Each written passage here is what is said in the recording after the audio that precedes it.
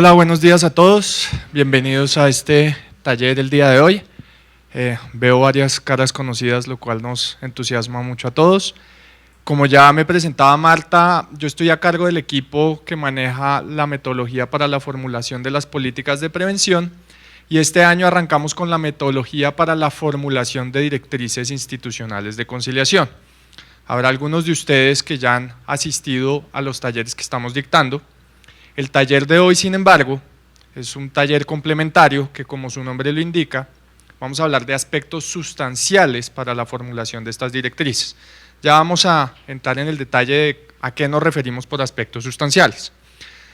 Antes de entrar en eso, quería, como lo hacemos normalmente en nuestros talleres, arrancar por preguntarles si ustedes conocen ya la metodología para la formulación de estas directrices institucionales de conciliación. Si la conocen o no la conocen, ¿en qué creen que consiste esta metodología?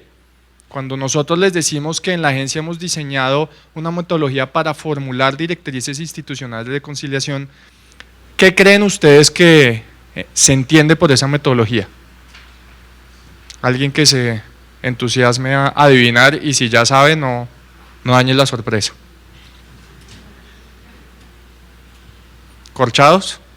¿No les suena nada? ¿Más o menos corchados o más o menos les suena?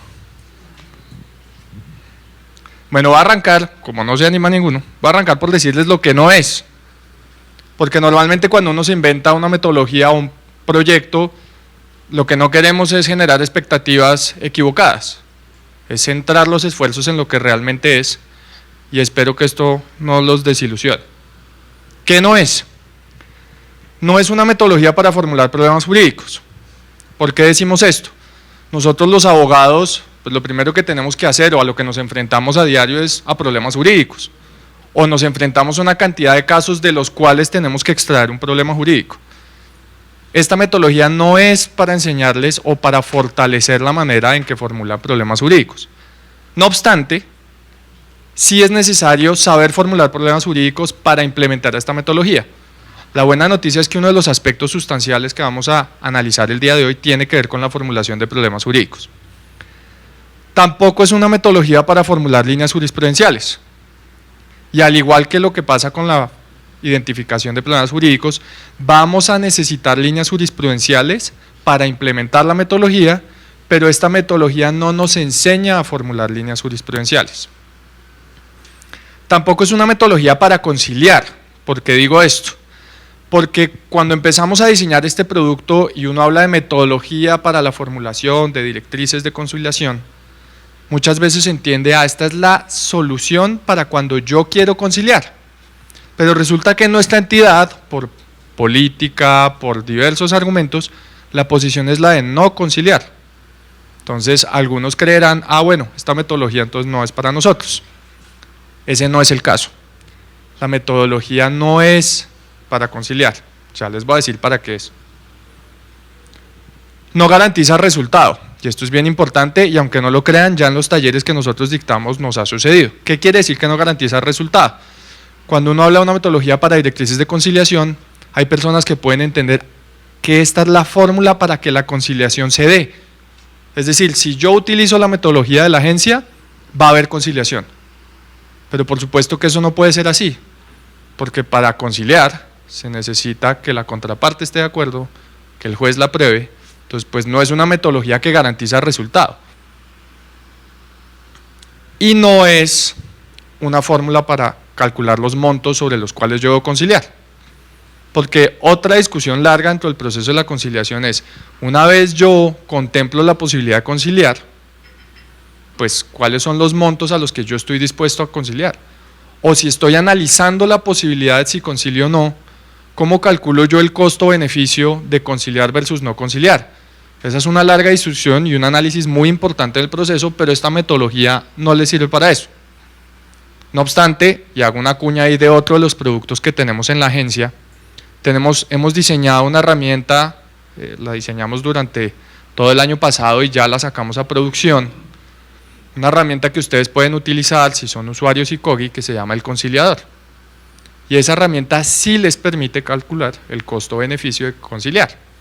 Entonces, cuando estén teniendo esta discusión de, bueno, ¿cuánto nos cuesta conciliar? ¿Cuánto nos cuesta no conciliar? Cuentan ustedes ya con una herramienta digital que les permite simular, con base en los hechos y en la información de cada uno de los procesos, cuánto sería un aproximado del costo-beneficio de conciliar. Pero digamos que hoy no me voy a detener en eso porque no es el objetivo de esta charla, pero sí los invito a que revisen esta herramienta porque es de gran utilidad en ese proceso. Pero como ya los desilusioné, ya les dije todo lo que no es y todavía se están preguntando, entonces si eso no es, entonces ¿para qué sirve esta metodología? Les voy a contar lo que sí es. Es una herramienta de gestión y ese es el primer mensaje importante. ¿Qué quiere decir esto? Cuando digo una herramienta de gestión, estoy diciendo que no es una herramienta jurídica. Es una herramienta para que nosotros los abogados podamos dinamizar nuestra gestión, porque a los abogados se nos olvida con frecuencia que al igual que todas las demás profesiones, una parte es el fondo de nuestra gestión, es decir, los temas jurídicos, y otra parte es la forma. Nos enfocamos lamentablemente mucho en lo jurídico y a veces se nos olvida pensar en la forma. ¿La forma qué quiere decir? Implementar todo tipo de herramientas de gestión que nos permitan hacer nuestro trabajo de una manera más dinámica, que nos lo permitan hacer más rápido, con mayor eficacia, mayor eficiencia. Entonces, esta metodología es exactamente una herramienta de gestión. ¿De gestión para qué? Para optimizar la toma de decisiones. ¿Cuál toma de decisiones? ¿La de concilio o no concilio? ¿Y por qué consideramos que necesitaban ustedes una herramienta de gestión para optimizar esa toma de decisiones? Porque en un gran número de entidades públicas, las solicitudes de conciliación que llegan son muy numerosas. ¿Y eso qué quiere decir? Cuando uno a veces le llegan tantas solicitudes de conciliación, pues muchas veces la decisión más fácil, y no en el sentido facilista, sino que estamos con muy poco tiempo, es, pues tomo la decisión de no conciliar. Porque todos somos conscientes de que la decisión de conciliar tiene que estar muy bien sustentada. Que algo por ahí en el fondo de la cabeza le dice a uno, cuidado que después pueden llegar entes de control, puede llegar control interno, puede llegar cualquiera a preguntar, ¿y usted por qué concilió? ¿Y por qué concilió por ese monto? Y no es que no sea válido conciliar, pero cuando uno se enfrenta a un gran número de solicitudes de conciliación, esa discusión se puede alargar. Entonces hay un punto donde las entidades con frecuencia están optando por no conciliar, pero no realmente porque sea una decisión tomada a conciencia, sino porque ante la gran cantidad de trabajo que tienen, pues es más fácil decir no conciliar y dejemos que eso siga su proceso y que un tercero tome la decisión. Entonces esta herramienta nos va a permitir tomar esa decisión de si conciliar o no conciliar de una manera más ágil. ¿Y eso qué nos produce? Ganar tiempo. Ganar tiempo que ustedes saben mejor que yo es escaso y lo necesitamos. Todos sabemos, por ejemplo, que los comités de conciliación que tienen un gran número de funciones realmente no las pueden cumplir todas. Yo me atrevería a decir que ni siquiera la mitad, en gran parte porque el tiempo no alcanza. Entonces esta es una herramienta que busca apoyarlos en la gestión para que tengan mayor tiempo, dedicarse a las demás cosas que hay que hacer. ¿Y qué brinda adicionalmente? Seguridad jurídica. Ya durante el taller vamos a ver cómo es que esta herramienta nos brinda seguridad jurídica. Esto es de lo más importante, por supuesto, en la labor de cualquier abogado, tener seguridad jurídica en todo lo que hacemos, pero particularmente en el tema de la conciliación. Porque cuando uno va a decidir conciliar, ya está evitando que un tercero tome la decisión y uno está promoviendo una decisión, pero es una decisión que automáticamente va a disparar la pregunta de alguien más diciendo ¿por qué? ¿Y por qué tanto o por qué tan poquito? O también puede pasar, y de pronto en algunas de sus entidades ya está sucediendo, también están llegando a preguntar ¿y por qué no concilió? O sea, ese cuento de que la fácil es no conciliar, les voy avisando que le quedan pocos minutos, ¿sí? Tanto oficinas de control interno como entidades de control ya están también preguntando ¿y usted por qué no concilió? ¿Por qué ni siquiera consideró conciliar? Porque realmente la intención de la conciliación, muy en el fondo, tiene que ver también con un tema de economía procesal. Y eso por ahí a veces a uno se le olvida, ese concepto de la economía procesal, y resulta que ya es un tema que está sobre la mesa. Entonces es bien importante que si uno va a decidir no conciliar o va a decidir conciliar, tiene que tener el sustento jurídico para hacerlo. Esta herramienta nos va a permitir tener eso. Y como mencionaba al principio, cuando les dije que no era para conciliar, pues aquí vuelvo y reitero, no es únicamente para conciliar. Entonces todos aquellos o aquellas entidades que en algunas circunstancias la posición institucional sea la de no conciliar, la metodología también sirve para eso.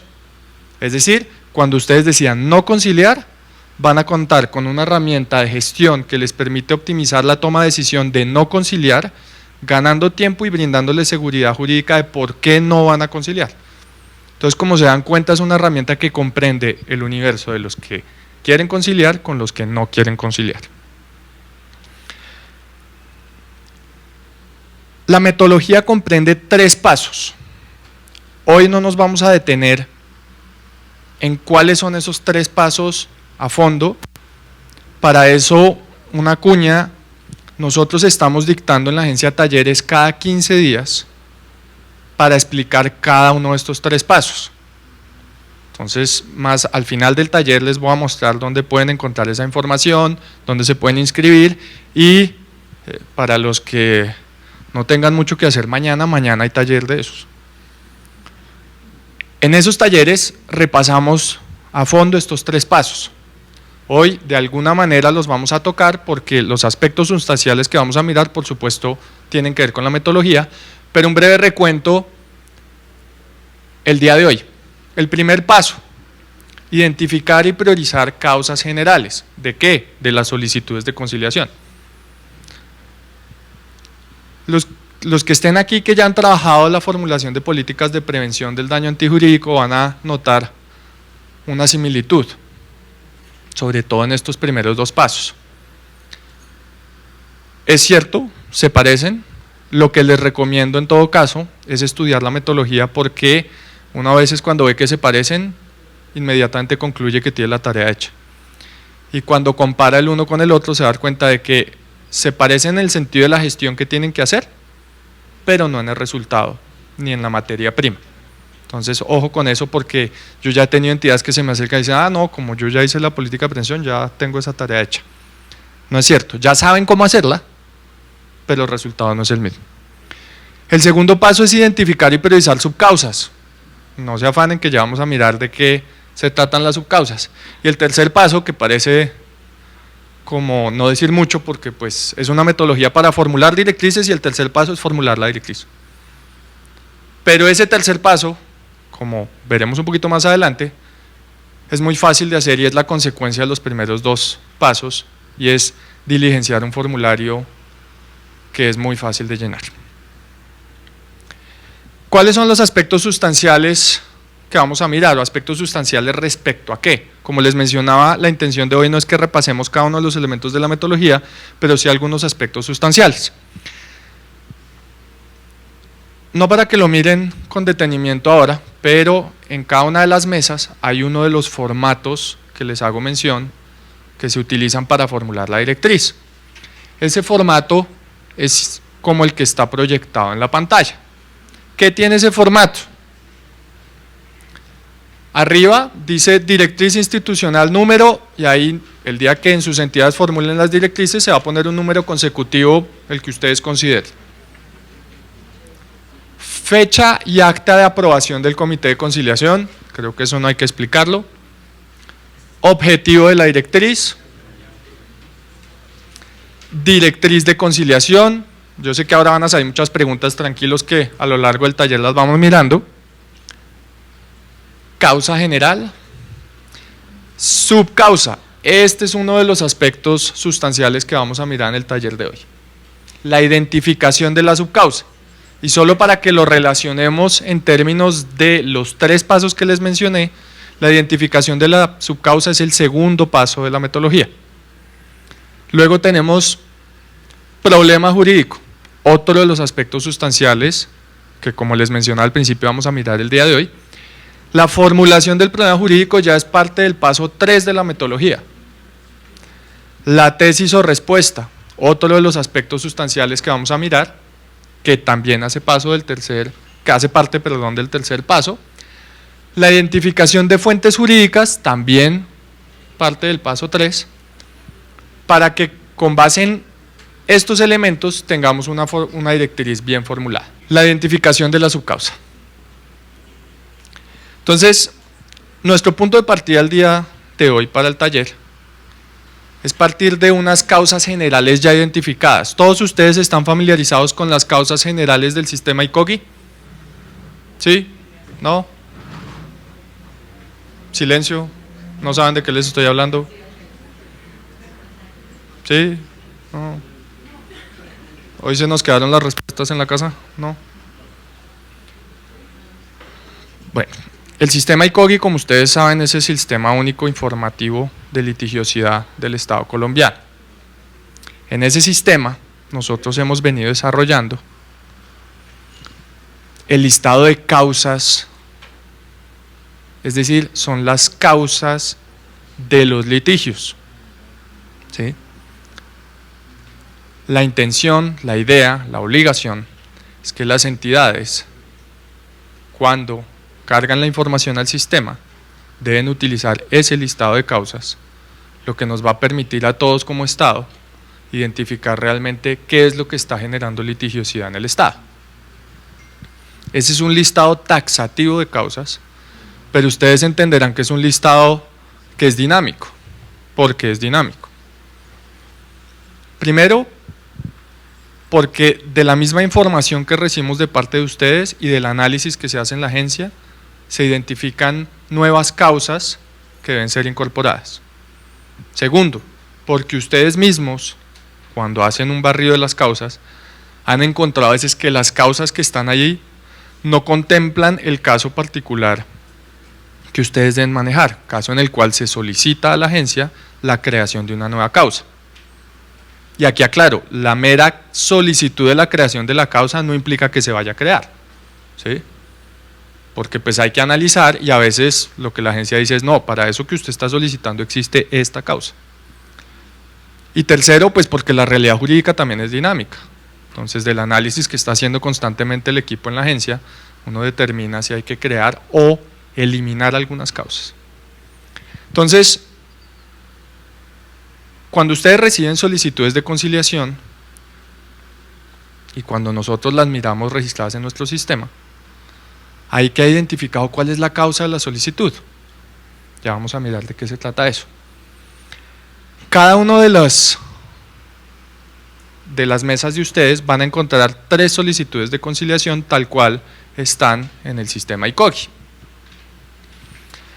Para todo el ejercicio durante la mañana de hoy vamos a tener un grupo que hace parte de un lado de la sala y el otro grupo hace parte de la otra mitad. Es decir, todos los que están sentados a este lado tienen las mismas 3 solicitudes de conciliación con las mismas causas. Todos los que están sentados a este lado tienen las mismas 3 solicitudes con las mismas causas. Cuando miramos esas solicitudes, ¿sí?, vamos a identificar ahí unas causas.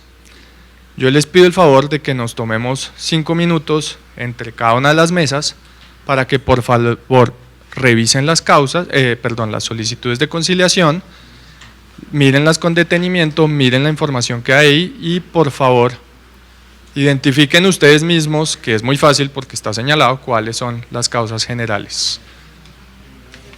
¿Cómo les fue con la identificación de las subcausas? Bien, está listo. Bueno, ¿quién nos quiere leer las subcausas que encontraron? ¿Algún grupo que se lance al estrellato? El grupo de nosotros identificó 4 subcausas. Primero, falta de señalización. Segundo, falla de mantenimiento, de monitoreo. Tercero, omisión administrativa. Cuarto, falla en dirección de la obra. Y quinto, falta de mantenimiento y control de la obra. Bueno, gracias. Ya vamos a hablar más. ¿Quién más se le mide? ¿Alguien más por acá? Nosotros enumeramos 3 subcausas de la causa general. Por falta de mantenimiento, por falta de señalización y por falta de control y vigilancia de las autoridades nacionales competentes. Nosotros señalamos algunas subcausas como falta de recursos económicos, que eso pasa mucho en las entidades, falta de planeación en otros casos, porque a veces existen los recursos, hay unos casos que pues no se pueden imputar a la entidad, pero que aún así estamos demandados y son fallas geológicas. Hay mucho, y también ausencia de seguimiento en la interventoría de la obra, ya sea pues porque se dejan los escombros o porque hay material de mala calidad y el interventor pues no verificó esos hechos. Señalamos mirar si estaba conforme la señalización con la normatividad exigida para el lugar, la señalización especialmente teniendo en cuenta la localización geográfica. Y la tercera, si la señalización de la carretera era para doble vía o no. Frente a la formulación de subcausas, y esto, digamos que acá la discusión se podría alargar eternamente, pero es importante varias reflexiones, varias recomendaciones. La primera, definitivamente no incluyan una subcausa que sea igual que la causa general. Y pasa. Causa general, falta de señalización. ¿Cuál fue la subcausa? Falta de señalización. Entonces, pues, ok, sí, ya tenía ese dato, pero ¿por qué? ¿Sí? Entonces, lo primero, pues, evitar ese tipo de circunstancias. Y lo segundo, es muy importante analizar o hacerse la pregunta de por qué sucede o acontece la causa general para encontrar la subcausa, pero pensando desde el punto de vista de por qué se genera ese litigio, ¿sí? Es decir, cuando uno encuentra una situación donde dice que una vía en mal estado, pero ¿por qué una vía en mal estado? O sea, ¿por qué es que está en mal estado? ¿Qué es lo que hace que la vía esté en mal estado? ¿Sí? ¿Qué es lo que causa que la vía esté en mal estado? ¿Sí? Para entender la especificidad de la causa general. Es decir, la subcausa es una explicación detallada de la causa general. Y lo digo porque uno a veces, cuando se empieza a plantear subcausas, de pronto por ahí ya se estás metiendo más por el tema del problema jurídico o de la respuesta al problema jurídico, y ya lo vamos a ver más adelante en el taller comparando lo que viene. Vuelve y juega. Si a mí me dicen alguien, no, es que tenemos un problema por falta de mantenimiento de la vía, yo le voy a preguntar, pero ¿por qué? ¿Qué tipo de falta? ¿De qué me está hablando? Es que falta de mantenimiento todavía es un universo de cosas. Entonces me va a decir, no, es que no está demarcada la vía. Ah, es que yo pensé que me estaba diciendo era que no estaba un pare. Resulta que se solucionan de manera diferente. Entonces esta reflexión la hago porque vuelve y juega. Aquí no hay una manera, una fórmula correcta de formular exclusivamente subcausas, ¿sí? Pero con la práctica ustedes se van a ir dando cuenta hacia dónde va la formulación correcta de subcausas. Yo hice mi pedazo de la tarea anoche y yo hice mi matriz del paso 2 así. Para el primer grupo dije la subcausa es la presencia de huecos en la calle por falta de mantenimiento. Porque falta de mantenimiento eran muchas cosas. La falta de mantenimiento derivó en la existencia de un hueco que, según las solicitudes de conciliación que tengo, fueron los huecos los que causaron el accidente de la persona. Ahora, vuelvo a lo mismo. El nivel de especificidad de una subcausa lo determinan ustedes mismos, ¿sí? Pero si me preguntan a mí, cuando analicé las solicitudes de conciliación, para mí era clarísimo el nexo causal entre el hueco y el accidente, según lo que la persona dice, vuelve y juega, todavía falta analizar el caso. Yo estoy leyendo lo que la persona está alegando. Yo decía, podrá haber otra cantidad de elementos inclusive de la conducta de él, todavía no lo sé, pero mirando los hechos que describen el caso, lo que definitivamente causó el perjuicio era el hueco. El hueco era el hecho clave ahí, y el hueco obviamente es consecuencia de la causa general, falta de mantenimiento. ¿Cuántas encontré? Bueno, tenemos 2 solicitudes de conciliación. Acá tengan en mente que este tipo de matrices pues se ven medio obvias. Cuando ustedes hagan la tarea realmente pues van a tener una matriz con muchos más números, ¿no? Y en el otro grupo dije falta de señalización preventiva. Hay muchos tipos de señalización. Para mí lo que estaban alegando las personas es que faltaba señalización preventiva, de esa que le dice a uno, cuidado que hay desprendimiento de rocas, que hasta el día de hoy yo no tengo ni idea qué hacer con esa señal, pues porque pues yo tengo que seguir por la vía y pues no sé si tengo que manejar mirando hacia la montaña o eso. Si alguno de ustedes sabe cómo se lee esa señal y qué tiene que hacer uno, me cuenta porque no tengo ni idea. ¿Sí? Sí. Y la de precaución, hundimientos en la vía o vía inestable, esas son una maravilla, todavía no tengo ni idea de eso qué quiere decir. Pero asumo que si tengo un accidente y demando al Estado, me va a ir mal porque había una señal que decía, no me decía qué hacer porque no había otra vía ni nada, pero había una señal. En estos casos, similar a como sucedía en el caso del Hueco, para mí era clarísimo que había una falta de señalización, pero lo que las personas están diciendo es preventiva, porque ya se sabía que había unas condiciones no idóneas para manejar que presentaban riesgo y nadie se tomó la molestia de avisarme. Ya si me avisan y yo sigo, pues ya el caso hubiera sido diferente, y similar a como sucede en el caso del otro grupo, pues hay dos. Ahora, una trampita en la discusión, y que muy probablemente algunos de ustedes se dieron cuenta, era, yo les entregué 3 solicitudes de conciliación a cada grupo, pero del paso 1 yo ya había priorizado una causa general. ¿Qué quiere decir eso? Que el otro caso no lo tenían ni que mirar, ¿sí? Lo digo porque de pronto hubo grupos que sí lo miraron y al tratar de definir la subcausa, metieron ese tercer caso ahí, y entonces ahí se están enredando, porque están discutiendo una subcausa de una causa general que ya no habíamos priorizado.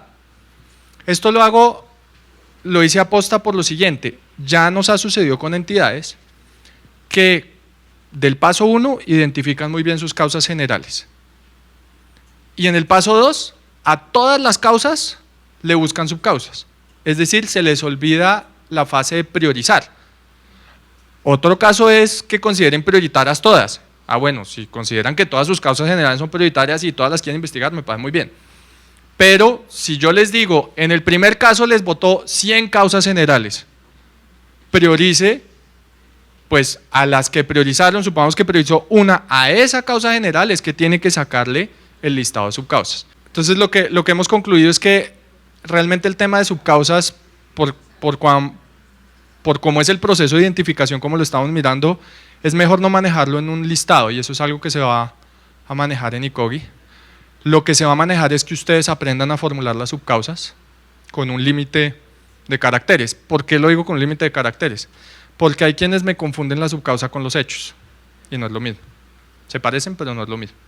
Entonces cuando le digo, no, cuéntame la subcausa, y copian y pegan los hechos del caso, yo no, pero no, ¿sí? Entonces, efectivamente en el sistema no está hoy en día la identificación de las subcausas. La subcausa es una tarea que viene de la entidad, que surge, que es resultado del proceso que les acabo de compartir. La idea es que nosotros los podamos acompañar, como lo hacemos siempre, en cómo formular, cómo llegar correctamente a la formulación de una subcausa. Y aquí también aprovecho este espacio para pedirles su comprensión y paciencia. Nos sucede con frecuencia que nosotros, por ejemplo, en el acompañamiento que hacemos en la formulación de políticas de prevención, a veces decimos esto no es una subcausa. Y eso no lo hacemos realmente con la intención de molestar ni de generar reprocesos en las entidades, lo hacemos en beneficio de ustedes. Si ustedes ponen algo que realmente no es una subcausa de algo más, pues de ahí para adelante todo el proceso está mal estructurado, ¿sí? Pongo un ejemplo real. Ya me llegó una directriz de conciliación con esta metodología. No cuento la entidad, pero decía, mi causa general es esta, según ICOGI, perfectamente bien identificada. Y la subcausa decía, población reclusa. Entonces, ser recluso es una subcausa de algo, o sea, ¿no? Eso es como, no, la subcausa es ser abogado. No, eso no es la subcausa de nada, ¿sí? Entonces, lo digo porque es real, y cuando nosotros damos esta retroalimentación, entramos en una discusión que es un pierde-pierde. No, pero es que No hay una manera exclusiva, exacta de formular una subcausa, sí, de acuerdo, no es una fórmula matemática, pero sí evidentemente hay un espacio suficiente para cuando uno dice, no, pero es que población reclusa no es una subcausa de nada, ¿sí? Entonces, en eso les pedimos también que en este proceso de formulación de subcausas, digamos, tengan la paciencia de tener esta retroalimentación de parte de la agencia, porque lo hacemos es precisamente en beneficio de todo el proceso que están haciendo y no realmente con la intención de generar reprocesos o de no entender qué es lo que se está tratando de hacer. Volviendo entonces al ejercicio, pues tenemos dos subcausas identificadas. Y entonces ahí ya hemos terminado nuestro paso 2. En el caso del ejercicio de hoy, que es muy sencillo, pues no había que priorizar subcausas, porque pues era una. Pero ustedes entenderán que si del ejercicio les arroja 3, 4, 5 subcausas, nuevamente uno mira por esas subcausas yo cuántas solicitudes tengo. Y pues lo ideal es priorizar por la que mayor volumen tenga. Entonces ahora sí nos vamos al paso 3 de la metodología, que es formular la directriz. ¿Por qué es necesario formular el problema jurídico? Y esto sí es como una pregunta de como introducción al derecho.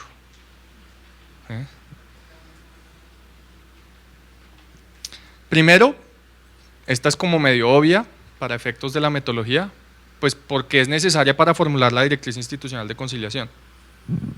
Pero es necesaria no porque yo establecí que es necesaria, no es un capricho que dijimos, como yo me inventé la metodología y ustedes tienen que formular la directriz, yo digo que es necesario tener el problema jurídico. No es ese el razonamiento. Es que si ustedes van a tomar una decisión de si conciliar o no conciliar, yo sí no puedo permitir que tomen esa decisión sin haber identificado un problema jurídico. Porque es que la decisión de una entidad de conciliar o no conciliar tiene que partir de un problema jurídico. La decisión de conciliar o no conciliar no es por alguna otra razón. De hecho, si yo ya estoy frente a una solicitud de conciliación es porque detrás de eso hay un problema jurídico. Lo que pasa es que ahí sí un poco con base en la pregunta que usted dice, una cosa son los hechos que alega el demandante, ¿sí? Otra cosa son los hechos que yo capturo, ¿sí? Pero al final de cuentas, detrás de todos esos hechos, que cada uno tiene su perspectiva, tiene su realidad, tiene que subyacer un problema jurídico. Permite abstraer un juicio de derecho aplicable a patrones fácticos, lo que hablamos al principio. Uno abogado lo que hace es mirar los hechos, cómo me los presentan, cómo los investigo, cómo los conozco, y a partir de eso lo que identifico es un juicio de derecho o abstraigo un juicio de derecho de esos patrones. Es la hoja de ruta para la indagación de las fuentes normativas. Ya vamos a verlo más adelante en el proceso, pero pues nosotros los abogados vemos los hechos, identificamos, hacemos un juicio de derecho, sacamos un plan jurídico y automáticamente uno está pensando, pero ¿cuál es la norma que le aplica a esto? Uno automáticamente ya está diciendo, bueno, ¿y esto qué es? Y uno arranca desde lo más grande, bueno, esto es derecho constitucional, esto es penal, esto es, y arranca de ahí para abajo, hasta llegar al decreto, a lo que sea que tiene que mirar, a la sentencia, a lo que sea. Entonces uno ya dice, bueno, esto, el problema jurídico es lo que me sirve a mí para saber por dónde arranco. Sin problema jurídico, pues no tengo ni idea por dónde tengo que empezar a buscar mis fuentes. Es decir, evidentemente uno podría tener una discusión larguísima de qué es un problema jurídico y qué entendemos por un problema jurídico, pero para efectos del día de hoy, si nos vamos a un enfoque práctico, si yo estoy enfrentado a unas solicitudes de conciliación y tengo que tomar una decisión, necesariamente tiene que haber un problema jurídico detrás de eso. ¿Cómo entiendo yo el problema jurídico? ¿Cómo lo defino? Eso, digamos, es otra discusión, ¿sí? Pero sí, ahí sí les pido que partamos de aceptar que los abogados, como decía Carolina, frente a cualquier situación que analizamos, estamos llamados a identificar un problema jurídico y no problema entendido en el sentido de algo negativo. Como ella bien lo decía, si yo voy a diseñar un contrato para dos personas que quieren hacer negocio, yo ahí lo que identifico es un problema jurídico entendido en cuáles son las necesidades que tienen que solucionar y cómo jurídicamente brindo una herramienta para adelantarlo.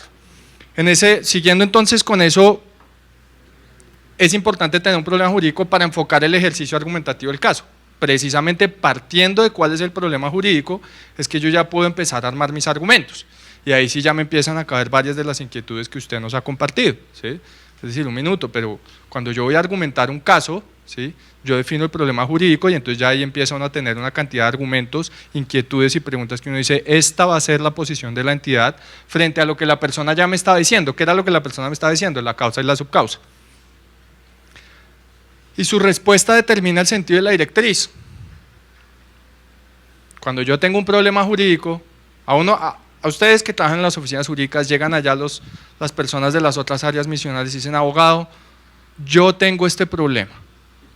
Y el problema que le escriben a uno es en el lenguaje coloquial de los hechos, no en un lenguaje jurídico. Uno oye el cuento de la persona o lee el correo y uno dice, ok, detrás de esto hay el siguiente inconveniente o problema jurídico. Y obviamente cuando acuden a uno es porque están esperando que les dé una respuesta. Entonces la respuesta es, señor, frente a ese problema jurídico yo lo que le recomiendo es demandar. Yo lo que le recomiendo es huir del país, yo lo que quiero, ¿sí? Pero… correcto, ¿sí? Tutela, en tutele, ¿sí? Pero bueno, la respuesta a un problema jurídico, de ahí la importancia de tener un problema jurídico.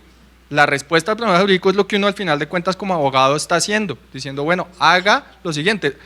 Todo lo anterior lo hace uno solo para entender y analizar la situación. Y su respuesta aporta los criterios de validación para la aplicación de la directriz. Esto suena medio raro, ya lo vamos a ver más adelante, pero tengan en cuenta que una directriz es para aplicársela a un grupo de casos. Yo necesito saber cómo determino el grupo, cómo defino el grupo. Entonces, hoy le vamos a dar un premio a todos los abogados que se vinieron con vestido azul y sin corbata. Yo necesito determinar esas condiciones, más adelante vamos a ver cuáles son esas condiciones, entonces ahorita no nos preocupemos tanto por eso. Ahora sí, ¿cómo formulo el problema jurídico? Es una de las preguntas del millón. Si se dan cuenta, para los que llegaron temprano, al principio les había dicho, la metodología de formulación no es para aprender a formular un problema jurídico, pero hoy, ¿sí?, vamos a dar unas luces de cómo formulo un problema jurídico, porque con frecuencia nos dicen, no, pues muy chéveres ustedes en la agencia que se inventan una metodología que necesito partir de un problema jurídico, pero no me dicen cómo formular el problema jurídico. La primera respuesta es pues que eso lo aprendimos en nuestra carrera de Derecho o se supone que aprendimos a formular problemas jurídicos. Pero frente a esta pregunta la intención nuestra hoy no es enseñarles a formular un problema jurídico, pero sí darles luces de cómo se debe hacer o algunos de los elementos, porque cuando uno le pone la tarea y uno se pregunta cómo formula el problema jurídico, si no tiene como una claridad por dónde hacerlo, pues ya ahí tiene un impasse. Lo primero es que el problema jurídico debe ser una pregunta, debe formularse como una pregunta. ¿Por qué? Si yo formulo un problema como una afirmación, pareciera que no tiene solución. Segundo, pareciera que yo ya estoy dando como hecho que eso es así. Es decir, si el problema jurídico es que por culpa de mi papá a mí me van a meter a la cárcel, pero lo digo así como una afirmación, pues ustedes dicen, a este tipo lo metieron a la cárcel. Ahora, si yo lo formulo como una pregunta, les digo, ¿será que por culpa de mi papá me van a meter a mí a la cárcel? Cuando ya queda la pregunta, entonces ahí el abogado dice, tranquilo, ahí para responder esa pregunta estoy yo. Cuénteme los hechos y yo le ayudo a encontrar la respuesta. Si se dan cuenta, cuando uno lo formula como una pregunta, pues pareciera que el problema es un hecho, no es un problema, es ya un hecho. Entonces es importante que quede como una pregunta, porque la respuesta a la pregunta es donde entramos nosotros como abogados a hacer nuestro trabajo. ¿Y cómo elabora uno esa pregunta? Pues lo más importante es partir de los hechos, ¿no? Por supuesto, para acotar la pregunta a lo que me están diciendo que pasó. Tengo que tener en cuenta también los aspectos jurídicos de los hechos, porque en el caso del motociclista que cogió el hueco y se cayó, y la pregunta queda, bueno, pero el motociclista ¿tenía un casco rojo o tenía un casco azul? Pues ahí estoy formulando la pregunta, pero no tiene ningunos aspectos jurídicos en la pregunta, entonces no, pues no sé, realmente no es jurídicamente relevante, no. Entonces es importante, suena tonto, pero créanme que ya cuando uno se enfrenta a casos a uno a veces se le olvida y termina metiendo en la pregunta una cantidad de elementos que jurídicamente no son relevantes o importantes. Y por último tiene que tener en cuenta la controversia, ¿sí?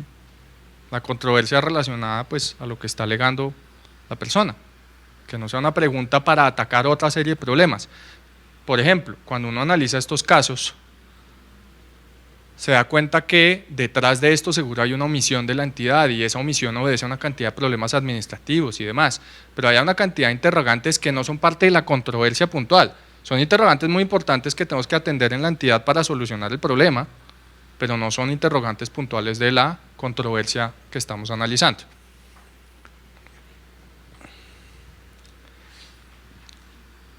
Diego López, un abogado reconocido, algunos de ustedes lo conocerán, nos dice por ahí que no existe un nivel de generalidad correcto en el que haya que hacer las preguntas. Esto depende de la reconstrucción hermenéutica del litigante. Entonces aquí volvemos a un parrafito de esos que puede poner a dormir a cualquiera, pero que el sentido práctico es parecido a como les decía lo de la subcausa. Al final de cuentas yo tampoco puedo venir a responderles hoy, mire, para formular un problema jurídico, usted necesita estos ingredientes, revuélvalos así, meta los 5 minutos en el horno y sale un problema jurídico. Tristemente no existe esa fórmula para los problemas jurídicos. Es decir, lo que nos está tratando de decir Diego López es que no existe una única manera específica para llegar a formular el problema jurídico. Y parecido a como yo se los decía lo de la subcausa, no existe un nivel de especificidad suficiente para la subcausa, pues no existe un nivel de especificidad determinado a priori para saber ese es el problema jurídico. Lo voy a poner de una manera más antipática. La buena formulación de un problema jurídico empieza a diferenciar a los buenos abogados de los no tan buenos abogados. Yo no tengo una manera, una fórmula exclusiva para decir así se formula y todos los abogados, no. Pero cuando me formulen problemas jurídicos, yo ya empiezo a ver, este sí sabe por dónde es la vuelta y este como que no la entendió muy bien. ¿Sí? Es decir, ahí es donde de verdad aportamos valor nosotros los abogados. Una correcta formulación del problema jurídico. Y viene de la reconstrucción hermenéutica. Esa es de la interpretación. De la interpretación que yo haga de lo que estoy leyendo. ¿Sí?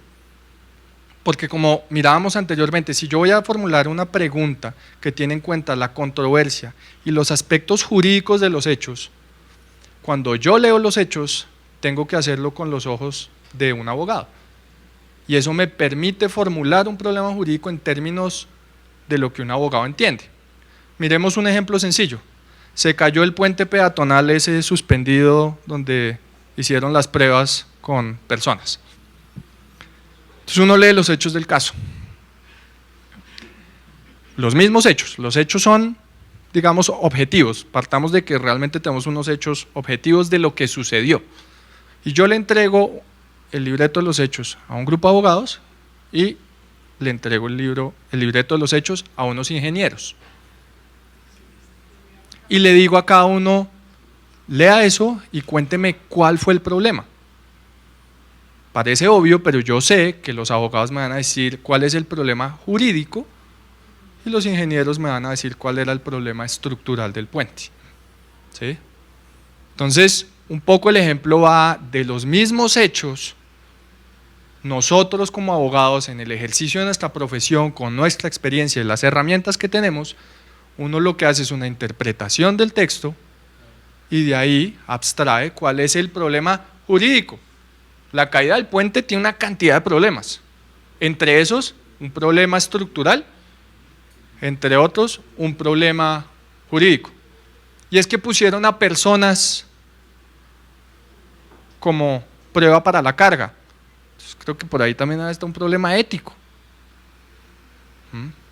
Entonces, de los mismos hechos siempre se pueden abstraer distintos problemas. La manera de formular un problema jurídico es hacer una interpretación jurídica de los hechos, formularlo a manera de pregunta, teniendo en cuenta la controversia.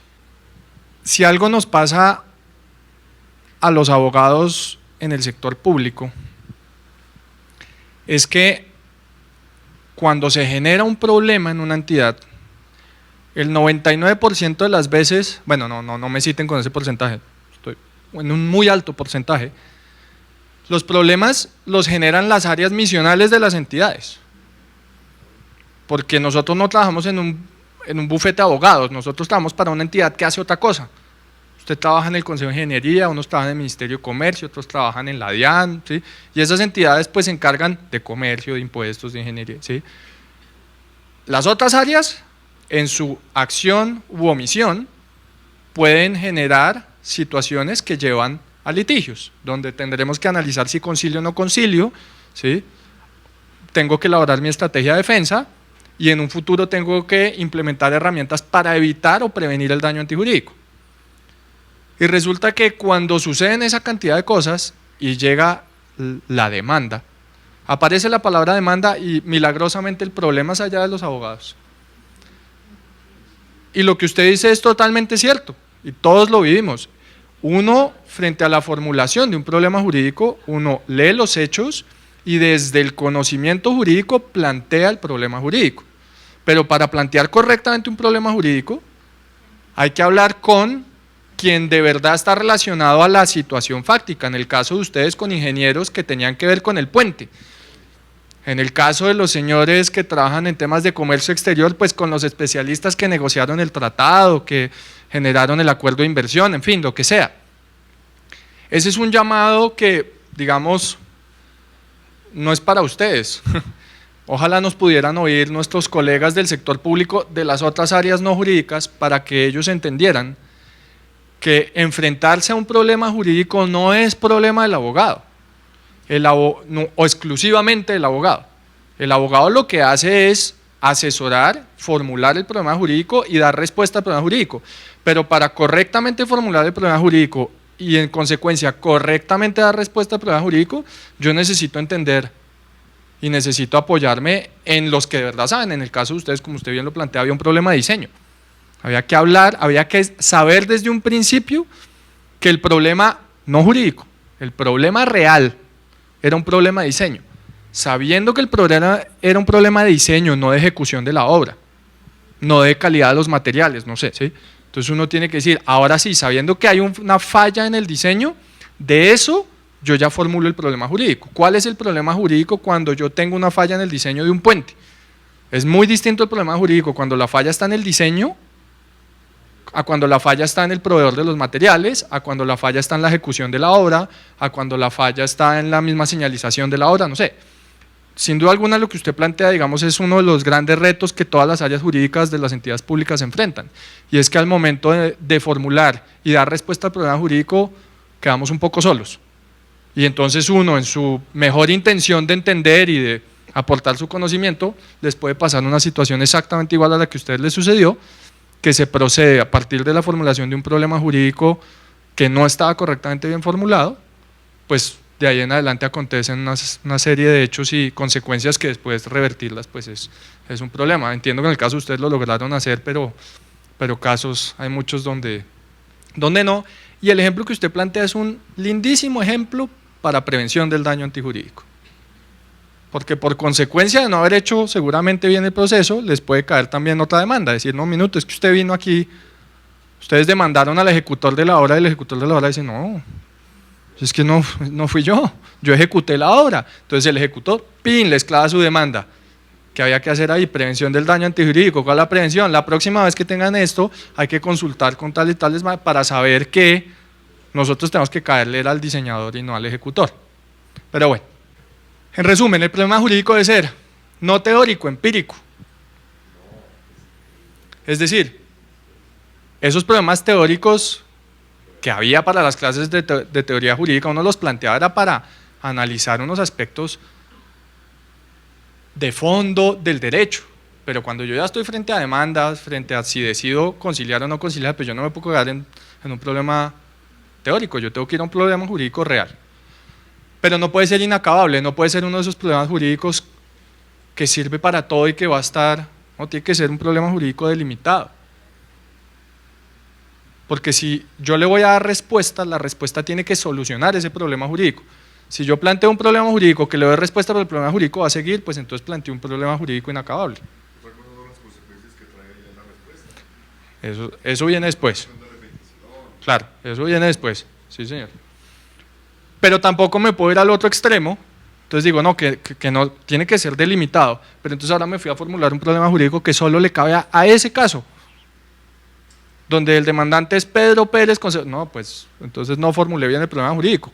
Porque si solo le cabe a ese caso específico para efectos de tomar unas directrices de conciliación, pues tengo un problema jurídico que solo me va a servir una vez.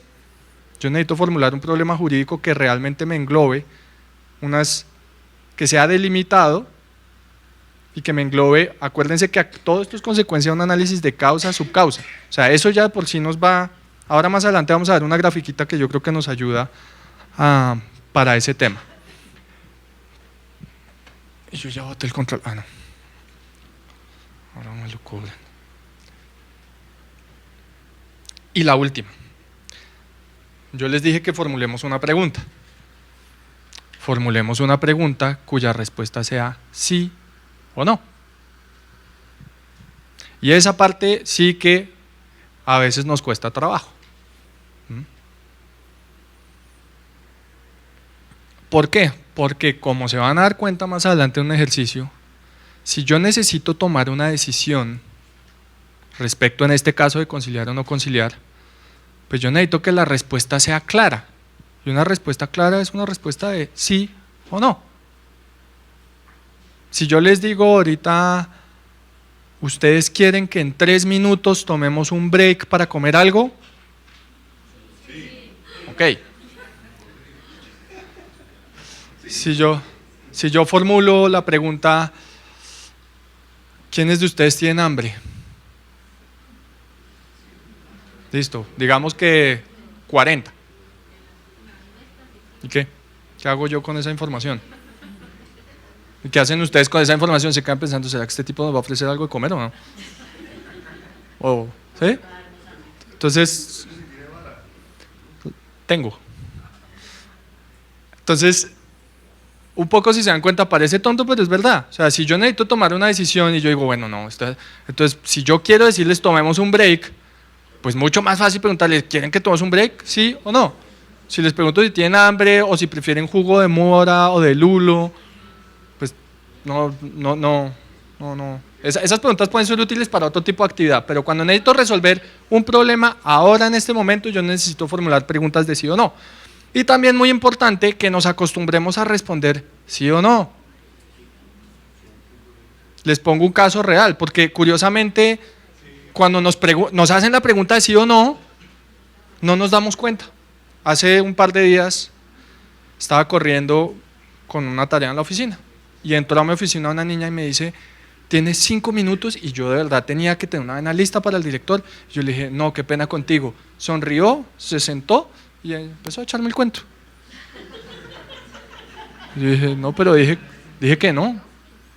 Y ya como que me dio pena porque arrancó, ya iba como por la mitad del cuento y yo no, pues. Entonces, la anécdota la traigo porque yo sí respondí, la pregunta era de sí o no y respondí no, pero a uno le preguntan, ¿usted quiere algo de tomar? La verdad esta mañana tomé una cantidad de café, pero sí o no, porque la persona puede haberse tomado un galón de café, pero todavía le cabe más café, y entonces me dice, no, pero sí. Entonces se los digo porque nos pasa y les va a pasar en el ejercicio y ya lo hemos visto. Nosotros ya tenemos hoy en día 3 directrices de conciliación formuladas con esta metodología, de 3 entidades diferentes, y en una de ellas en el proceso se la devolvimos porque le dijimos, usted no respondió la pregunta. Me dijo, no, pero si usted lee el párrafo, un parrafazo así, me dijo, ¿usted ahí entiende? Y le dije, no entendí. No entendí, no, ahí está, léalo bien. No entendí, pero además una cosa muy sencilla. Es un riesgo para nosotros cuando asumimos que una persona se lee un párrafo y entiende si mi respuesta era sí o no. Yo en el párrafo larguísimo decía, no, la persona la leyó y dijo, sí. ¿Yo para qué asumo ese riesgo? No, es que, y entonces ahí me meto en una discusión infinita, no, es que usted, ¿cómo no entendió? Ahí está. Pues muy fácil, arranquemos cualquier respuesta, no, punto, sí, punto, y ahora sí la explicación. ¿Sí? Los latinos somos muy dados a responder con explicaciones y no con respuestas. ¿Sí? ¿Quiere venir a comer esta noche a mi casa? Pues la verdad es que yo estaba pensando que una explicación larguísima y yo honestamente lo que necesito saber es si sí o si no. La explicación puede que la quiera saber, puede que no. ¿sí? Y curiosamente, tendemos a dar unas explicaciones más largas cuando la respuesta es no. Porque en la cultura latina pareciera que decir no es grosero, no se vale.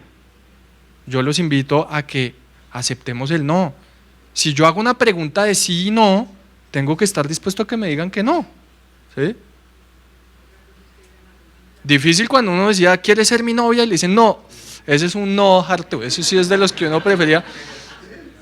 Pero las otras cosas uno dice, pero, ¿sí? Y no pasa, y no me tiene que dar explicaciones, oiga, ¿quiere algo de comer? No, gracias. Yo respondo eso y con una altísima frecuencia paso por antipático, porque al parecer, decir que no ya era, pero además tenía que después explicarle durante una hora por qué no quería nada de comer. Y yo, no, pues porque me acabo de, o sea, ¿qué importa? Usted me preguntó que si quería, le dije que no, no quiero. Pero cuando dice que no, entonces, una recomendación, respondamos la pregunta, estemos abiertos al no, pero no les estoy diciendo que la explicación no sea importante, la explicación es importante, pero nada más importante que ante un problema jurídico, ¿la entidad es responsable? Sí. Bueno. ¿Sí? Y no me salgan por favor con el depende. Esa es la respuesta favorita de los economistas y para estos temas jurídicos no nos sirve. Depende, no depende. Si el problema jurídico quedó bien formulado, tiene que tener una única respuesta. Importante. ¿Puede una situación de una misma causa y una misma subcausa tener varios problemas jurídicos? Sí, sí puede, claro. ¿Sí? O sea, tengámoslo claro, porque no siempre es una relación uno a uno. Uno puede tener una subcausa donde evidentemente hay varios problemas jurídicos. Muy importante, si llego a formular varios problemas jurídicos, quiere decir que debo tener varias respuestas. Porque también me pasó. No, hay 3 problemas jurídicos y las respuestas, no, pues eso ahí, sí para todo. No. O sea, que cada uno sea sí, no es lo mismo que decirle sí a 3 problemas jurídicos. Cuando uno formula varios problemas, cada problema tiene que tener su respuesta. Entonces, vamos a tener un espacio de 20 minutos para que en el formulario que les entregué en cada una de sus mesas, formulemos un problema jurídico. Tranquilo. Recordemos que tenga los hechos, los aspectos jurídicos de los hechos, la controversia, que sea empírico, que sea delimitado, que sea contextual y que nos lleve a una respuesta de sí o no.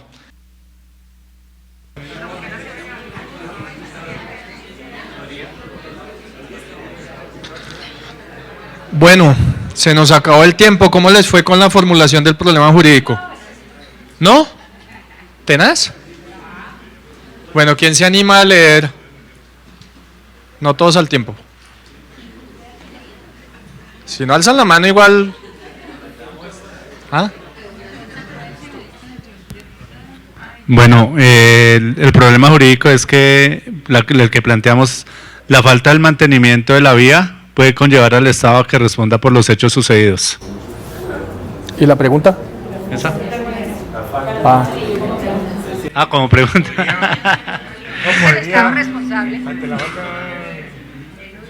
La falta de mantenimiento puede conllevar al Estado a que responda por los hechos sucedidos. El problema jurídico es, ¿le cabe responsabilidad al Estado en cabeza del Instituto Nacional de Vías por los daños surgidos con ocasión a la presencia de huecos en la vía por falta de mantenimiento? ¿Son patrimonialmente responsables las entidades convocadas por la presencia de un hueco en la vía por falta de mantenimiento? Es la entidad responsable por falta de señalización preventiva de las lesiones causadas al demandante en accidentes de tránsito por invasión de carril. Existe responsabilidad jurídica por parte de la entidad en accidentes de tránsito por falta de señalización preventiva en vías públicas donde con frecuencia se presentan factores de riesgo generados por la naturaleza. Existe responsabilidad patrimonial del Estado con la mera puesta de señalización preventiva en las vías. Es responsable el Ministerio de Transporte e Invías por los daños causados debido al mal estado de las vías. Es patrimonialmente responsable el Ministerio de Transporte de los accidentes de tránsito causados por la deficiente señalización y falta de mantenimiento de las vías primarias y secundarias del territorio nacional. ¿Se parecen los problemas jurídicos que formularon? ¿Sí? ¿Eran preguntas de sí y no? ¿Sí? Y no sé si se dieron cuenta, sin haberlo explicado, aunque la metodología sí lo sugiere, que intuitivamente ustedes incluyeron en la formulación del problema jurídico la causa y la subcausa. En la metodología, yo no lo he mencionado, cuando damos nuestros talleres, que nuevamente los invito mañana, decimos que en la formulación del problema jurídico es necesario incluir esa información. Claro, hoy si ustedes se dieron cuenta, pues si me están diciendo que la causa es esta y a un mayor nivel de detalle y tengo que formular un problema jurídico sobre eso, pues mucho más fácil, ya me están dando parte de los insumos. Eso me garantiza que estoy asociando el problema jurídico a los casos que estoy mirando. Ahora, recomendaciones generales. No necesariamente hagamos alusión al demandante, porque entonces cuando tengo varios demandantes, yo sé que ahí podemos, pero finalmente no es relevante si es uno o varios demandantes. El problema jurídico no radica en el número de demandantes, el problema jurídico radica en los hechos como están incorporados en la causa y la subcausa. Pero si se dan cuenta, cuando uno ya se formula un problema jurídico de esa manera, intuitivamente ya se está inclinando hacia la respuesta, uno ya está diciendo, bueno, aquí me están planteando una pregunta que yo como abogado tengo que entrar a responder. Y también se dieron cuenta que de entrada ustedes estaban hablando de si es el Estado, las entidades, la entidad, en algunos casos particulares hacían mención específica a la entidad. Entonces, parece muy obvio porque el resultado del ejercicio fue muy bueno. Pero si yo les hubiera preguntado desde antes, sin haberles dicho cómo formular el problema jurídico en términos de una pregunta delimitada, les garantizo que hubieran salido una cantidad de cosas larguísimas, abstractas, que uno a veces trata de que le caiga a todo el mundo y que quepan todos, pero algunos, pero entonces me parece que si uno sigue el proceso, se da cuenta que no es tan complejo el escenario y por eso insistimos tanto en la identificación de causas y subcausas, no es un capricho, es una herramienta metodológica para que uno pueda llegar realmente a la esencia del problema. Entonces, pues yo también hice mi tarea anoche, y decía, es patrimonialmente responsable la entidad por los daños causados como consecuencia de accidentes de tránsito por la presencia de huecos en la calle derivados de la falta de mantenimiento. Muy parecido a lo que dijeron por ahí. O es patrimonialmente responsable la entidad por los daños causados como consecuencia de accidentes de tránsito por la falta de señalización preventiva en la vía. Más o menos todos dijimos lo mismo. No arranquemos, no implementemos estas metodologías por la respuesta. La metodología nos va a llevar allá. Confiemos en la metodología, entonces formulemos la pregunta ni siquiera con un sesgo de no, a mí no me parece que la entidad debería responder. Minuto, no le estoy preguntando si le parece, le estoy diciendo que formule el problema. Después me cuenta si le parece o no le parece. Y les pongo ejemplos sencillos que nos han pasado. ¿Se acuerdan que en el paso 1 les decíamos identifiquen la causa y digan si es conciliable? Si es legalmente conciliable. Ya me pasó con una entidad que entre sus funciones tiene vigilancia y control. Y me pone no es conciliable.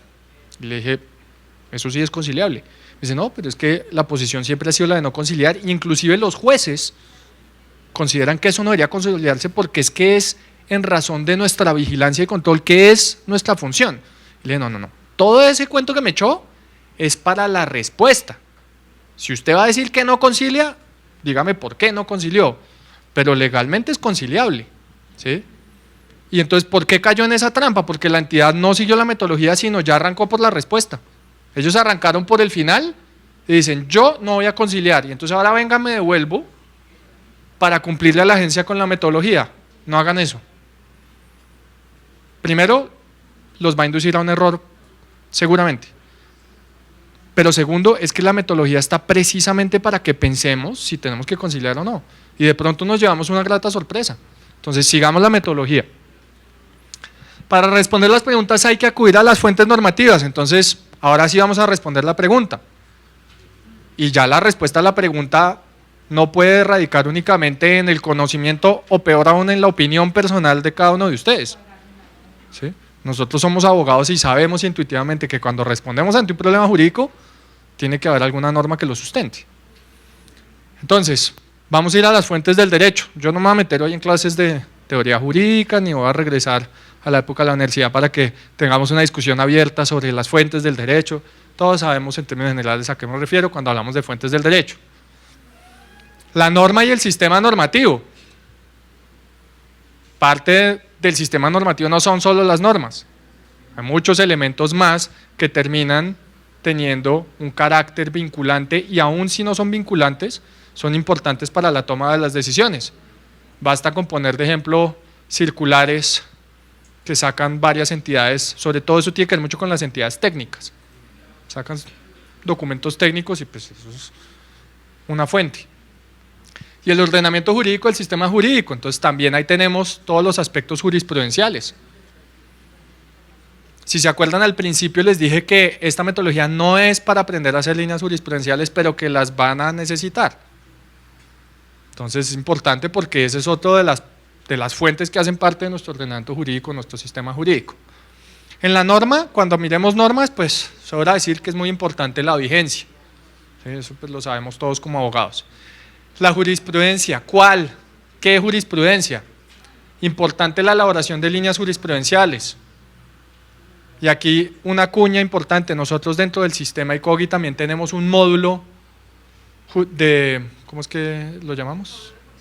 Módulo de jurisprudencia, donde ya hemos elaborado unas líneas jurisprudenciales, unos temas que ustedes pueden consultar. ¿Sí?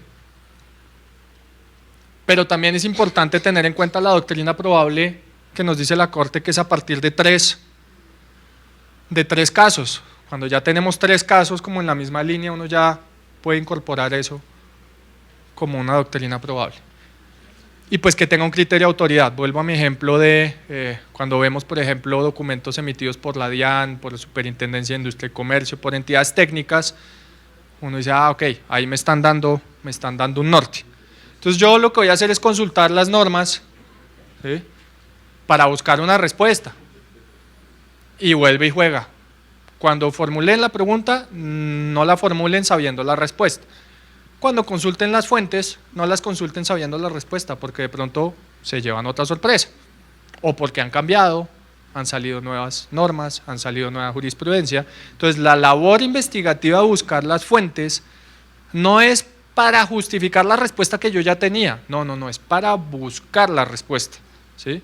Y nos pasa como abogados con mucha frecuencia, no, eso es no, y ya le busco la vaina, y va uno a buscar de pronto, ay, cambió la norma, es que yo no sabía, bueno, entonces no me diga que no, dígame un minuto, busco, la respuesta es la siguiente. Vamos a, utilizando la red de internet hoy, les voy a pedir que por ejemplo vamos en 10 minutos a buscar las fuentes y los consignamos en el mismo formato. ¿Cómo lo consigno en el formato? Importante, ese formato que les damos es una guía, no vayan a poner información excedente, sentencia tal, Corte Constitucional, tal, nada más. O sea, es para que una persona que mira la ficha sepa buscarla, ¿sí? Porque a los abogados a veces nos encanta dar más información de la necesaria, porque no hay sea que, no, es solo para consultar, Corte Constitucional, Ley 485, artículo 23, la información mínima necesaria para que si yo tengo que ir a consultar la norma, yo ya la pueda buscar. Por eso van a encontrar que en el formato, pues el espacio que tenemos no es muy grande, y tenemos 10 minuticos para eso, para que busquemos normas relacionadas a los casos que miraron, al problema jurídico que miraron, para que le vayamos a encontrar una respuesta. Pues cuando uno ya identifica las fuentes, las lee, ahora sí procedo a responder la pregunta. Respondo sí, respondo no, y después sí puedo incorporar la hipótesis que fundamenta la respuesta, lo que les decía un rato. No arranquemos por la explicación, arranquemos por la respuesta. Sí, punto. La entidad sí debe responder, pues, con base en la norma, así que no al revés. Les garantizo que cuando ustedes vean un formato de directriz institucional de conciliación diligenciado así, es mucho más fácil. Uno dice, ¿para qué me pone a leer todo un párrafo para llegar al sí? Dígame sí, y yo veré si me leo el párrafo o no me leo el párrafo, pero es que a mí la parte que me interesaba era el sí o el no. Entonces, recomendación, cuando respondan, así muy escueleros, sí, no, y después sí pueden poner la explicación. Respondida a la pregunta, entonces ahora sí formulo la directriz. ¿Cuál es la directriz? Fíjense que todavía no hemos discutido si vamos a conciliar o no conciliar. Todo este proceso era para llegar a, bueno, ¿vamos a conciliar o no vamos a conciliar? Ahí sí llego a la directriz. ¿Qué es formular la directriz conforme a nuestra metodología?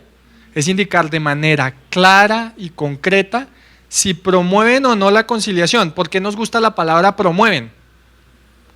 Estamos siendo aquí como muy rigurosos con el uso del lenguaje, porque si yo digo sí conciliamos, no, minuto, sí conciliar es el resultado de la conciliación. Si yo pregunto conciliaron y me dicen sí conciliamos, asumo que es que ya hubo conciliación. Yo acá les estoy preguntando si quieren conciliar, si van a promover la conciliación, porque el juez puede inadmitirla, porque la contraparte no puede decir no, a mí no, lo que usted me está proponiendo no me suena. Entonces nos gusta hablar de promover o no promover la conciliación. Por allá una pregunta.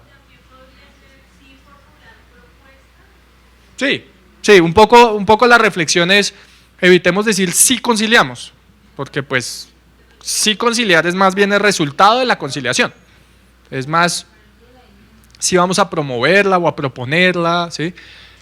Y también solicitamos que nos incluyan la causa general y la subcausa, y dirán, ay, estos personajes de la agencia, ¿por qué tan cansones? Porque es que yo necesito, ¿sí? ¿Sí tan cansones? Oh. Ajá, y ni se dio cuenta que lo dijo, fue el subconsciente que dijo, sí, son cansosísimos. Bueno, somos muy cansones, pero en beneficio de ustedes. ¿Por qué es importante incluirlo? Porque si yo les digo, bueno, ¿van a promover la conciliación? Sí, vamos a promover la conciliación. ¿Pero en qué? Mucho más chévere, ahórreme toda la discusión, vamos a promover la conciliación en los casos de falta de mantenimiento, entonces yo ya no me tengo que leer tampoco toda la ficha, yo ya sé en qué tema van a promover la conciliación. Y con eso, ahí ya nos evitamos malentendidos, que el abogado después dice, no, usted me dijo que era así, promover la conciliación, sí, promover la conciliación en esta causa y esta subcausa, en esa otra era no. Entonces, ojo, porque las directrices son para que los abogados vayan a actuar. Entonces, qué mejor que dar una instrucción totalmente clara y delimitada. Y entonces yo ya formulo la directriz y viene un siguiente paso, que es determinar las condiciones de aplicación. Y uno dice, ¿pero cuáles son las condiciones de aplicación? Nosotros tenemos solicitudes de conciliación y yo el primer filtro que hago es las causas. Entonces las separo en causas. A esas las separo en subcausas, ¿cierto? Pero todavía me puede pasar que me llegan solicitudes de conciliación de esa causa y subcausa, pero que no llegan a tener todas las condiciones para las cuales yo quiero aplicar la directriz. ¿Sí? Habrá casos específicos donde con esa causa, esa subcausa, en unos yo quiero promover la conciliación y en otros no. Entonces, ¿cómo formula uno esas condiciones de aplicación? Nuevamente, aquí no hay una fórmula matemática, ni un paso a paso que yo les digo es que si siguen esto, llegan allá. Estas condiciones de aplicación realmente surgen muy intuitivamente de todo el proceso. Yo ya analicé causa, subcausa, los hechos. Ya formulé un problema jurídico y le di una respuesta. Les garantizo cuando hagan la tarea que ustedes van a llegar a formular esas condiciones diciendo, bueno, esta posición de sí voy a promover la conciliación frente a este problema jurídico será para todas aquellas solicitudes de conciliación que cumplan con las obvias, es arrancar de las causas y subcausa, que se trate de un accidente por falta de señalización, que no sé qué, esa es la obvia. Podrá haber muchas más. Señores de la agencia, ¿cuántas condiciones de aplicación debo yo incluir para las que ustedes consideren? Recuerden lo que les decía al principio, si yo voy a agrupar, si pongo demasiadas condiciones, armo grupos muy chiquitos. No necesariamente es malo, pero de pronto termino con una directriz que solo le cabe como a 5 casos. Si agrupo muy poquito, pues caben todas. Y en ese todas, de pronto sí había casos en los que yo quería conciliar y otros en los que no. ¿Cómo aprende uno este proceso? ¿Cuál es la respuesta correcta? Haciéndolo. Yo los invito a que empiecen a formular sus directrices de conciliación y en el intento de formularlas es que uno mismo va aprendiendo el proceso y va entendiendo cuál es el alcance de esas condiciones de aplicación. Esas condiciones es identificar los presupuestos o es como nosotros llamamos una lista de chequeo, que era un accidente de tránsito en vía pública, sí. Que había falta de señalización, sí. Que no infringiera las normas de tránsito, sí. Por ejemplo, que el ahí me empiezan a entrar elementos de los que usted menciona, que el conductor no iba por encima de la velocidad. Sí, porque esa es una condición interesante, porque si el conductor sí iba por encima de la velocidad, entonces estoy suponiendo que la directriz es la de promover la conciliación, pero si el conductor está infringiendo normas de tránsito, yo ya no quiero ir a conciliar, que él comparte parte de la responsabilidad, ¿cierto? Entonces, si se dan cuenta, misma causa, misma subcausa, pero automáticamente tengo unos hechos que yo digo, a esos no le aplique la directriz. Otra discusión será si esos casos tienen su propia directriz o no.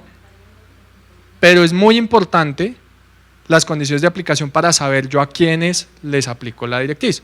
Entonces, si se dan cuenta, al final lo que uno tiene con las directrices es, cuando en un comité de conciliación vamos a analizar 200 solicitudes de conciliación y uno empieza a aplicar estos filtros, de pronto tenemos con un grupito de 120 solicitudes de conciliación con la misma causa, la misma subcausa y que cumplen las condiciones. ¿Y cuál es la decisión? Promueva la conciliación, listo, 120 salieron. Toda la discusión de por qué se dio, pero se dio una vez cuando formulé la directriz. ¿Qué quiere decir eso? Formular la directriz es un poco dispendioso, sí, pero es una inversión de tiempo para ganar tiempo en el futuro.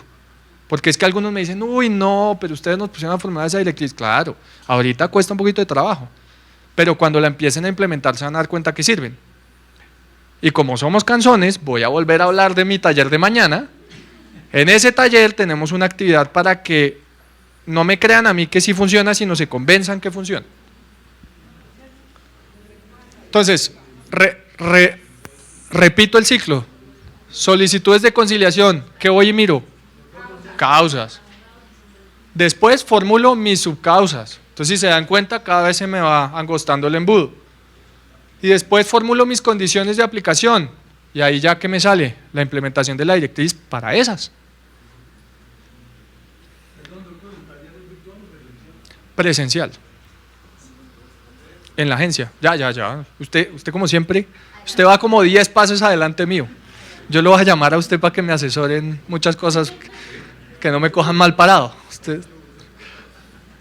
Y entonces, finalmente, ¿qué hago? Pues diligencio el formato. Ustedes ya lo han venido diligenciando. Digamos que realmente el proceso es, uno analiza todo esto y lo último que hace cuando ya tiene la información correctamente diligenciada, realizada, la incorpora en el formato. Y en ese formato quedó todo. Entonces voy a repasar cómo es el proceso de esto. Formulo un problema jurídico. Identifico las fuentes jurídicas que aplican a ese problema. Le doy solución al problema jurídico con base en esas fuentes. Formulo la directriz, porque si ya sé la respuesta al problema jurídico, ya me queda más fácil determinar si voy a promover o no la conciliación. Determino las condiciones de aplicación para las cuales van esas directrices y ahí sí diligencio el formato. El formato es lo último porque ya consigna el final del proceso. Listo, señores de la agencia, hice todo el proceso que usted me dijo, ya formulé, tengo mi formato hecho, ¿ahora qué hago con esto? En un documento que no tiene ningún formato, incorporan todo esto, los 3 pasos que les mencioné al principio, causas, subcausas y la diligencia del formato. Mandan ese documento a la agencia, físico o por correo electrónico. Nosotros allá desarrollamos un software que nos permite capturar la fecha en que lo recibimos, el número de radicado, nos tiene un cuestionario con el cual nosotros revisamos si cumplen la metodología y con base en ese cuestionario nos arroja una carta pro forma que dice, excelente, la directriz que ustedes enviaron cumple con la metodología o en estos temas, y se hace la retroalimentación puntual, están fallando en estos y estos temas. Quiere decir que si está correcta, bien puedan y arranquen a implementarla. Si no está correcta, reiniciamos el proceso haciendo las correcciones del caso. ¿Dónde encontramos esa metodología? Porque yo les he hablado un resto de la metodología, pero todavía no se las he mostrado completa, ni les he dicho dónde está. Si ingresan a la página de la agencia, www.defensajuridica.gov.co, bajan y van a encontrar aquí el logo de nuestro equipo. Nuestro equipo es el PEC, el equipo que se encarga de prevención del daño antijurídico, estrategias de defensa y conciliación. Y dan clic ahí, los lleva a esta pantalla y en la parte inferior van a encontrar directrices institucionales de conciliación, metodología para la elaboración de directrices institucionales de conciliación. ¿Cómo aprendemos la metodología? Yendo a los talleres. Pero ¿cómo me inscribo a los talleres? Si ingresan nuevamente a la página, van a la parte de abajo, van a encontrar esto que dice agenda. Ahí encuentran la agenda de todos los eventos que hace la agencia, no solamente estos. Y ahí van a encontrar cómo formular directrices institucionales de conciliación. ¿Por qué aparece 2 veces? Pues porque hay 2 fechas. Si ustedes dan clic ahí, los va a enviar a un formulario donde se pueden inscribir. Son unos talleres con una capacidad máxima para 25 personas, entonces por favor si se inscriban, asistan, porque inscribirse y no asistir es negarle la oportunidad a colegas que puedan tomar el taller. ¿Por qué los dictamos quincenalmente? Son muchísimas entidades, muchas personas por entidades que les interesa el tema, ¿sí? Y nosotros lo que más queremos es que sea de acceso para todos ustedes. Bueno, muchas gracias a todos, feliz día.